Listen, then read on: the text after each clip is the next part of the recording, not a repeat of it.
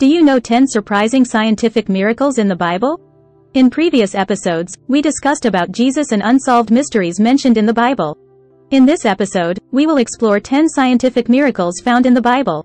Welcome back, Epic Halo viewers. I'm Stacy Brad, and I hope you're all doing well. In today's episode, we're going to explore 10 scientific wonders mentioned in the Bible. Now, when we say scientific wonders, we mean passages that are believed by Christians and other Bible believers to contain revelations from God, considering the time they were written. So, without further ado, let's dive into this enlightening journey. Starting at number 10, we have the Earth's free float in space. The Bible proclaims that the Earth freely floats in space, contrary to the belief in ancient times that the Earth rested on a large animal. The book of Job, written about 3,500 years ago, states in chapter 26, verse 7, "He stretches out the north over empty space. He hangs the earth on nothing." It describes how God stretches out the north over empty space and hangs the earth on nothing.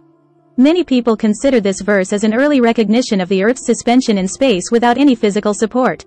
It is worth noting that ancient civilizations held various cosmological beliefs, and not all of them thought the Earth rested on a large animal.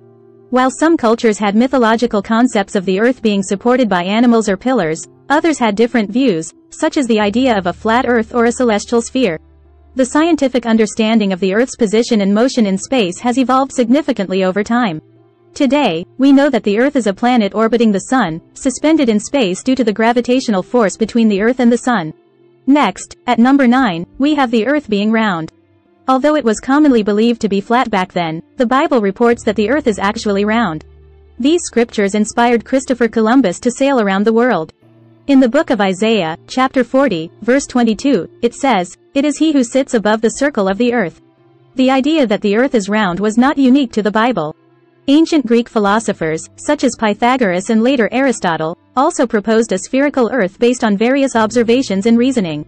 Additionally, there were other ancient cultures, such as the ancient Egyptians and Chinese, who had an understanding of the Earth's roundness. As for Christopher Columbus, his motivations for his voyages were mainly driven by a desire to find a shorter sea route to Asia, not solely based on biblical scriptures. While it is true that some scholars at the time used biblical references to support Columbus's ideas, it's important to recognize that the scientific consensus about the Earth's shape was already established by that time. Today, we have extensive scientific evidence that confirms the Earth's shape as an oblate spheroid, slightly flattened at the poles and bulging at the equator, due to its rotation. At number 8, we encounter the first law of thermodynamics. In the book of Genesis, chapter 2, verse 1, it states, "Thus the heavens and the earth and all the host of them were finished."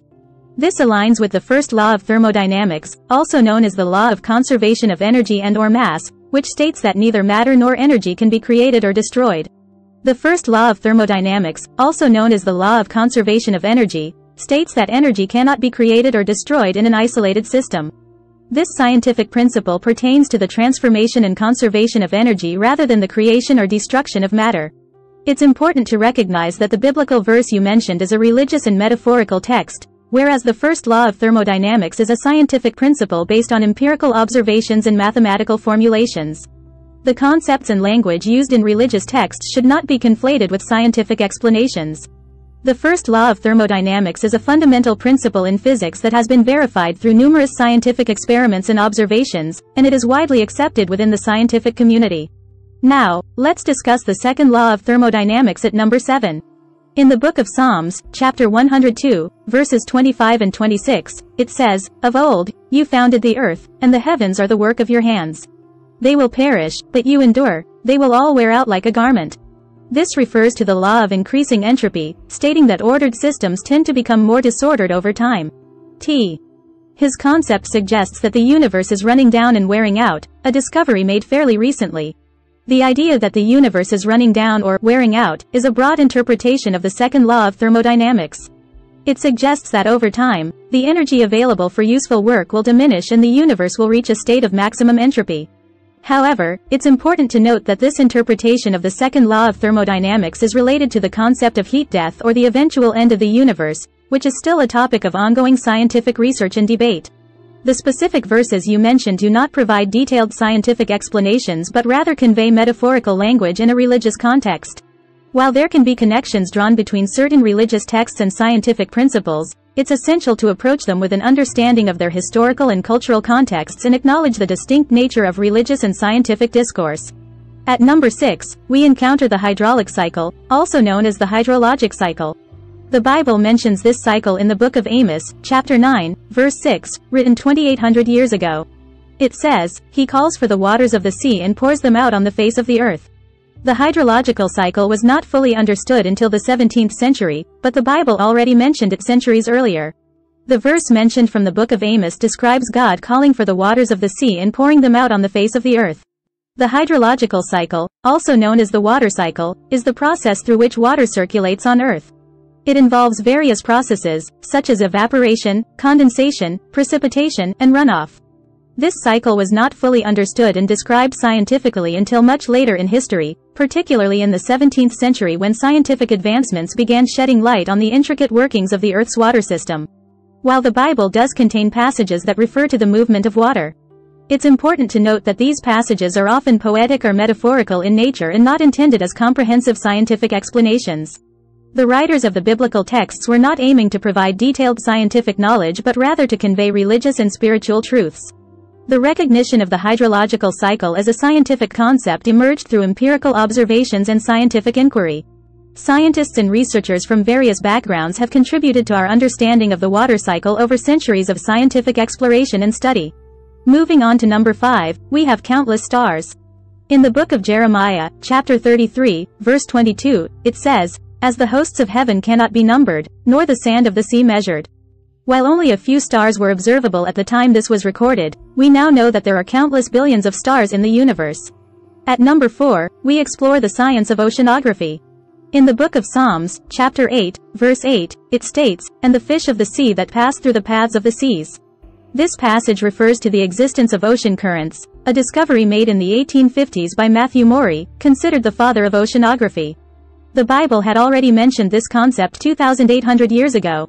The origin of life takes the spotlight at number 3. The Bible mentions the origin of life in the book of Genesis, chapter 2, verse 7, which states, "And the Lord God formed man of the dust of the ground and breathed into his nostrils the breath of life." This verse contradicts theories about the spontaneous formation of life from inanimate matter and is still a subject of debate among scientists. At number 2, we delve into the origin of sexes. The Bible states in the book of Matthew, chapter 19, verse 4, "He who made them at the beginning made them male and female." This challenges the theory of evolution, as it poses the question of which sex came first. The existence of complex complementary reproductive systems indicates purposeful intelligence in the design of males and females. Finally, at number 1, we have blood as the source of life.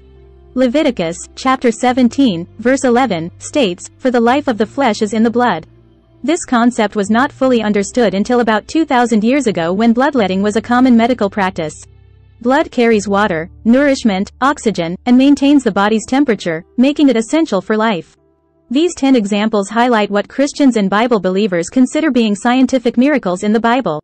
They believe that only God could have known this information at the time these scriptures were written. Share your thoughts and comments below, and if you enjoyed this episode, remember to leave a like and subscribe to our channel for more informative content. Thank you for joining me today, and I look forward to our next exciting episode.